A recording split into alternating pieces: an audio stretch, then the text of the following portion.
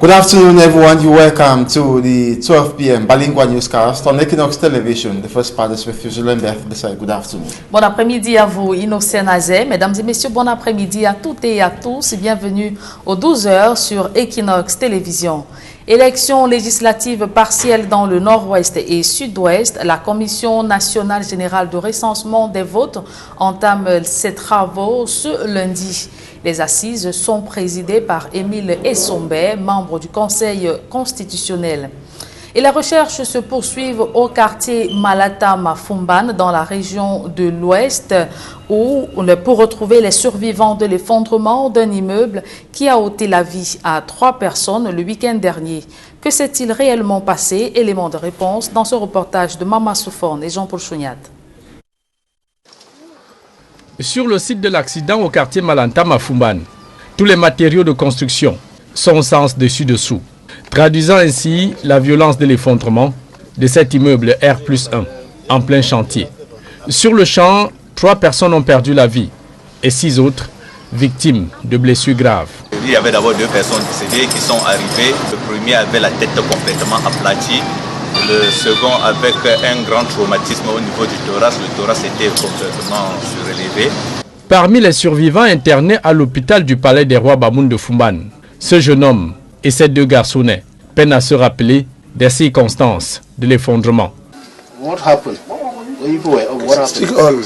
Say what happened? J'étais en train de travailler avec mon père.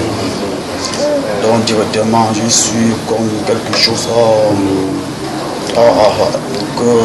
que ça affaiblit, comme ça. Certes bâti sur une zone à risque, l'immeuble ne respectait aucune norme de construction, en plus de l'utilisation des matériaux de mauvaise qualité. Autant de manquements qui ont provoqué l'effondrement mortel. Vous pouvez constater avec nous que c'est un bâtiment qui ne respecte aucune norme en matière de construction. Nous pouvons qualifier ce genre de bâtiment tout simplement de construction anarchique. This structure was constructed within the waterway. The materials used were so poor and there was no structural calculation. None of the norms of civil engineering was respected. Des immeubles comme ceux-ci, Fumban en compte des dizaines. Ses habitants ne sont nullement à l'abri de toute surprise dans une ville où les zones à risque, Djintut, Djinka, Majinka et Kudunka, enregistrent régulièrement des éboulements de terrain. Parlons santé à présent. Infection au coronavirus, déjà 139 cas déclarés au Cameroun.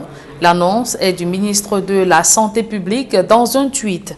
Le docteur Manaouda Malachi indique que sur 66 cas testés hier, 26 ont été identifiés positifs, dont 24 à Yaoundé, tous des passagers issus du vol du 17 mars dernier, mais également 2 cas recensés à Bafoussam.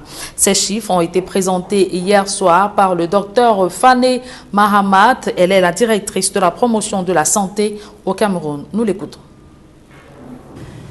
Mesdames et messieurs les professionnels de médias, mesdames et messieurs, nous sommes ici dans le cadre de notre rendez-vous quotidien pour informer la population sur l'évolution de la pandémie du Covid-19 dans notre pays.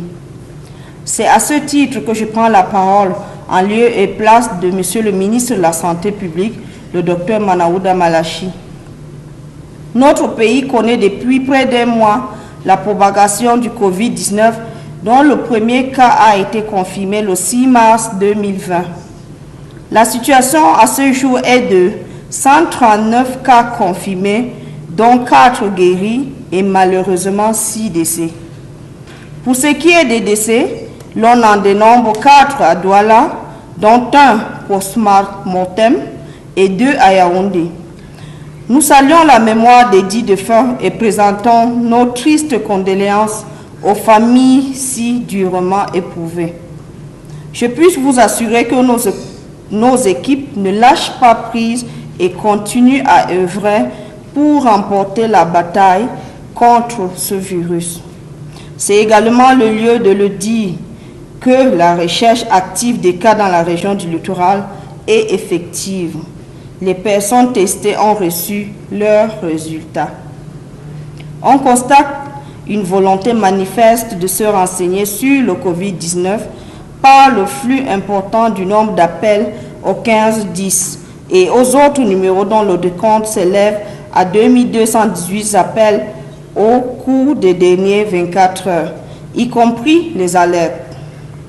Nous encourageons les personnes à risque de continuer à nous joindre pour leur prise en charge. Et vous venez d'écouter le docteur Fané Mahamat, directrice de la promotion de la santé. Et cette information qui nous parvient à l'instant, 3 nouveaux cas ont été testés positifs ce matin par les équipes sanitaires.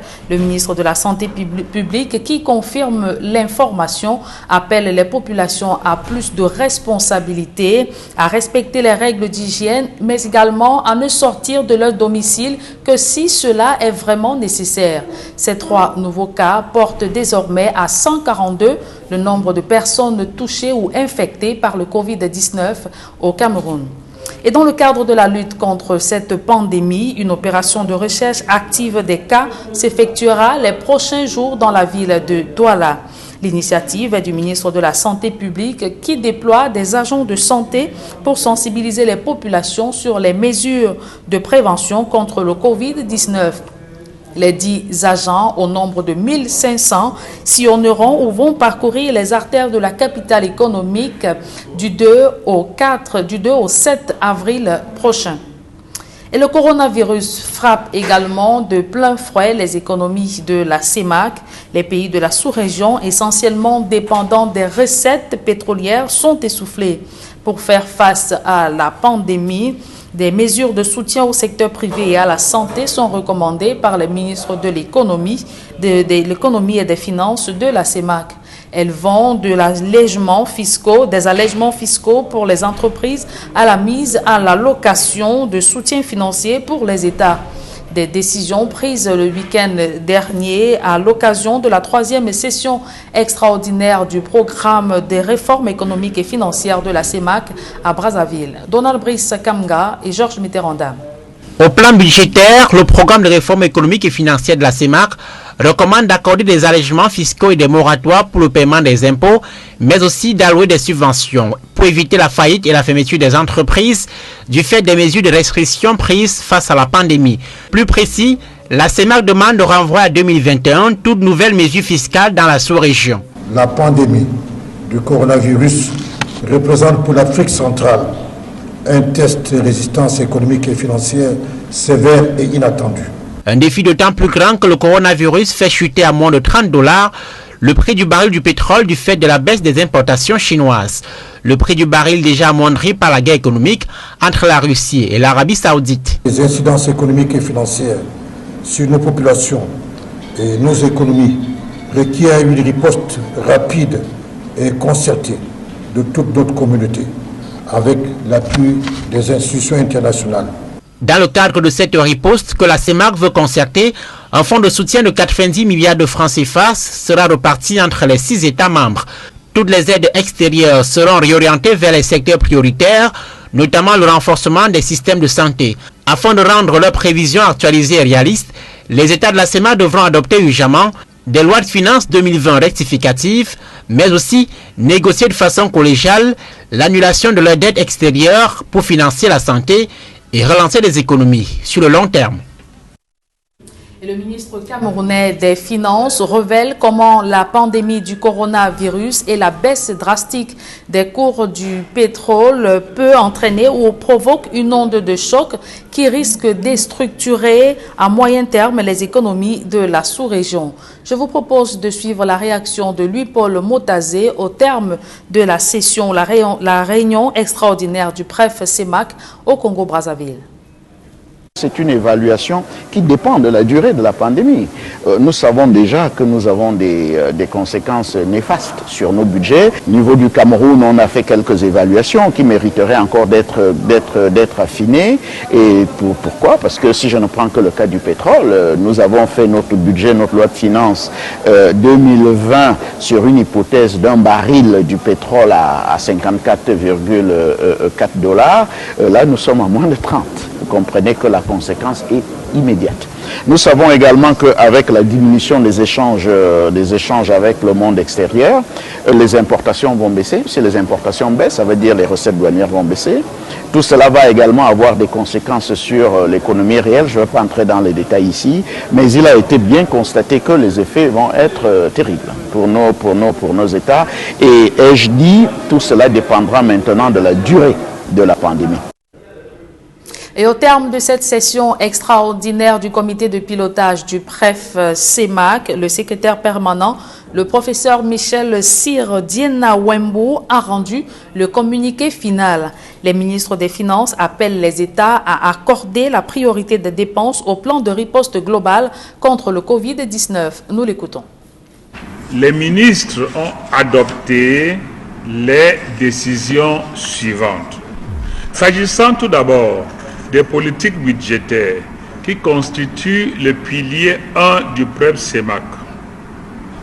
Mobiliser les institutions financières sous-régionales, à savoir la BEAC et la BDEAC, ainsi que les marchés financiers sous-régionaux, en vue d'accroître les ressources budgétaires des États pour faire face aux 3 chocs sanitaires, économiques et sécuritaires. Mobiliser les banques nationales en vue d'un plus large financement des entreprises, notamment les PME, PMI de notre sous-région. Recourir aux facilités d'urgence mises en place par les institutions financières internationales et régionales, la Banque mondiale, Fonds monétaire international, Banque africaine de développement et autres institutions pour venir en aide aux États dont les économies sont fragilisées, comme vous le savez, par la crise du Covid-19. Recommander aux États d'affecter les aides extérieures sous-régionales aux dépenses prioritaires au regard des contingences de chaque État. En tout état de cause, la priorité devra absolument être accordée aux dépenses de santé et d'amortissement des chocs économiques et sociaux.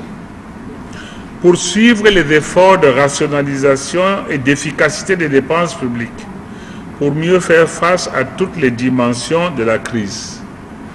Inviter les États à réallouer les fonds affectés aux dépenses publiques non prioritaires vers le renforcement du système de santé. Vous venez de suivre la réaction du professeur Michel Cyr Diena Wembo, secrétaire permanent du comité de pilotage du PREF CEMAC, qui présentait le communiqué final des résolutions de la 3e session extraordinaire du programme de réforme économique et financière de la CEMAC tenue au Congo-Brazzaville. La deuxième partie de ce journal est en langue anglaise avec vous, Innocent Nazé. Good day once again. Thank you, Julene. Good day once more. And to our viewers, good day as well. Thanks for staying with us. We begin talking about the coronavirus in Cameroon. The total number stands at 142 persons infected with the COVID-19 after 3 new cases have been confirmed in Yaoundé this morning by the Minister of Public Health, Dr. Manauda Malachi, in a tweet. And yesterday he was indicated that 4 persons have recovered from the COVID-19 in Cameroon and 6 persons already dead. And just to remind that the number today of the contagious cases stands at 142 after 3 new cases have been confirmed today. And the Minister of Labour and Social Security, Gregoire Owona, has told Professor Maurice Kamto, National President of the Cameroon Renaissance Movement Party, that the coronavirus is a national and worldwide affair, not that of the CRN. He ordered him to stop making utterances when lives of millions of Cameroonians and billions of persons around the globe are endangered. His outing comes after Professor Maurice Kamto gave 7 days to the President of the Republic, Paul Biya, to address the pandemic, and equally noting that if not, Cameroonians would take their fate into their own hands. A senior Central African researcher, Ilaria Alegosis, working with Human Rights Watch, has told the government of Cameroon that outbreak of the COVID-19 should that the government of Cameroon should put health of inmates at utmost importance and release individuals whose pretrial detention is not absolutely justified on public safety grounds, and put in place a system for considering early or supervised release for those most at risk, including older people and people with health conditions that make the virus more dangerous for them, as well as those in custody for minor offenses. Anything less will risk the health and the lives of thousands of people. While acknowledging some measures put in place in prisons by the Cameroon government, the researcher noted that they are not enough and thus should be doubled. We now talk about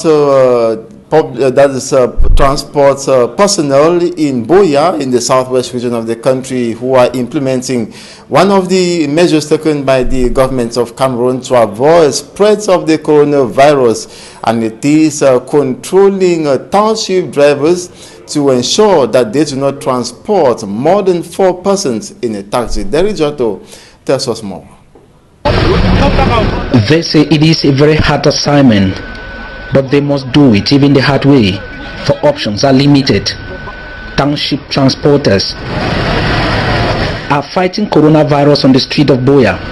Most of them don't know where to go for town, so now I just to inform our drivers. They must implement the press release from the Southwest Regional Delegation of Transport, instructing them that henceforth the number of passengers to transport should not exceed 4, including the driver. That is, 1 passenger at the front seat and 2 passengers at the back seat, at least to maintain the social distancing. We want to tell our customers for Buea municipality and the environment, say any taxi way it carries 4 man, they want to pull you for fun, no enter, because coronavirus is real. And these trade union executive members, known here as Air Force, are punishing defaulters. A taxi is stopped. He has carried more than the 4 persons. We had warned him earlier. He is aware of the measures, and he has repeated it again. Stubborn, you don't get no right to stop. We won't give the instruction. We carry out the instructions. We don't walk around the car. We will fight against corona. And corona is very old man.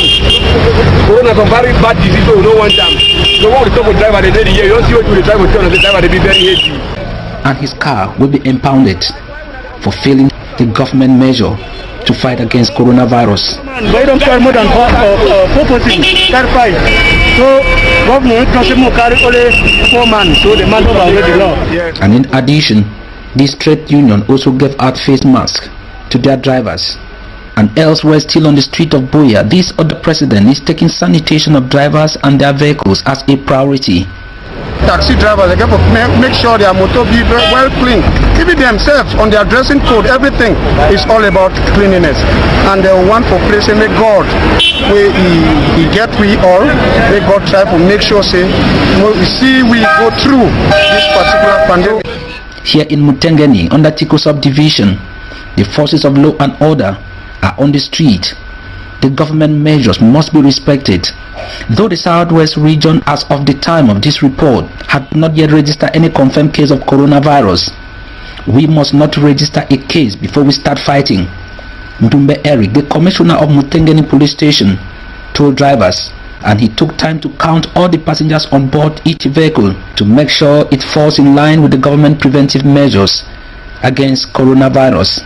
Everyone should be a soldier, and everywhere you are should be the battlefront against coronavirus, was the message this police commissioner was telling each passenger in every vehicle he checked.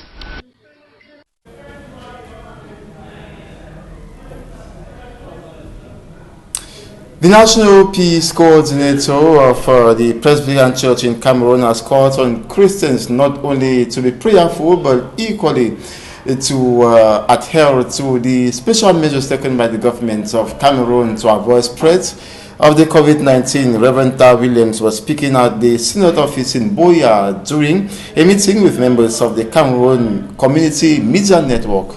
The Rejato reports once again. Now we are at the level of prevention. People say prevention is better than cure. So preach this to them. Communication is a big tool in time of any crisis, natural or man-made. Today the world is faced with COVID-19 and the church is not left out. Reverend Tar Williams, the National Peace Coordinator of the Presbyterian Church in Cameroon, is meeting with some members of the Cameroon Community Media Network, CCMN, on how to fine-tune media strategies to fight coronavirus in the Southwest region in particular and the nation in general. In times like this, to debunk information that does not bring hope into people, how to take away the fear that is currently going on. For instance, many people are just sitting in their various homes. They give statistics that are not real, and people have their own information, their own myths about the virus. And to Reverend Geraldine Foba, Southwest Regional Coordinator of CCMN, this is the time for journalists to educate, talk peace, health and wealth into the community. And so if the world is in a pandemic, peace journalists cannot be indifferent. And that is why we decided to come today under the umbrella of the PCC National Peace Office as journalists to fine-tune strategies on how to debunk fake news that is going on social media. There's a lot of myths going on social media concerning the COVID-19.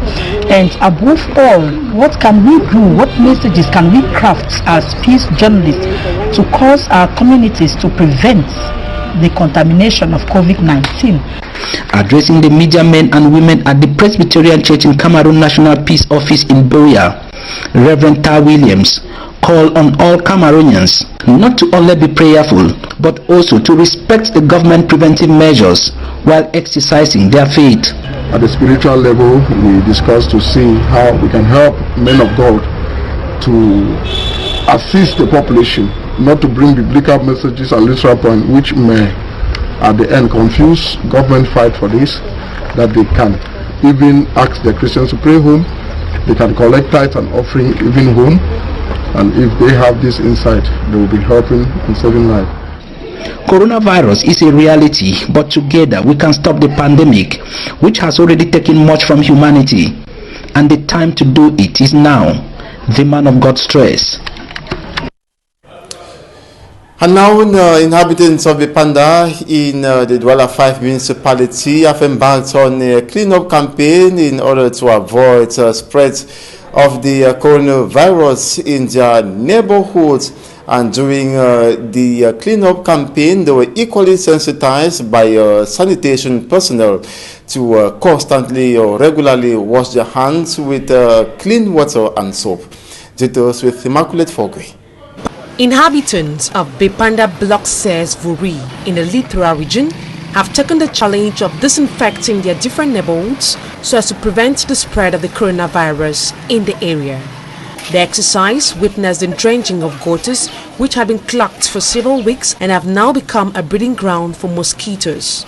In the course of the 2 hours cleaning exercise, the population was sensitized on the importance of constantly washing their fingers with water and soap.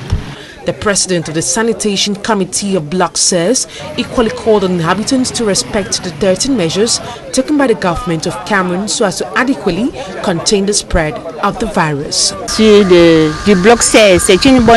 Sanitation Committee of Block 6 have disinfected the different neighborhoods. They equally gave all of us hand sanitizers. I wish others could copy such an initiative. Pour que d'autres aussi fassent la même chose. L'initiative a été prise depuis We were planning to carry out this exercise a month ago, that is, even before the coming of the coronavirus in Cameroon. This is just the beginning of better things in our block. Qu'a pris le bloc 16 parce que c'est un début et la suite pourra se poursuivre dans les autres blocs. The population of Bipanda Block 6 have been called upon to implement hygiene rules in a bid to curb the spread of the virus in the area. That's it for this 12 p.m. Bilingual newscast on Equinox Television. Thanks so much for watching. Do have a nice day. Julien Berf-Bissaye, bonne journée à vous aussi. Merci Innocent Nazé. Je vous souhaite également une très belle journée. Mesdames et messieurs, merci d'avoir suivi cette édition bilingue du journal. Le meilleur, c'est sur la meilleure des télévisions.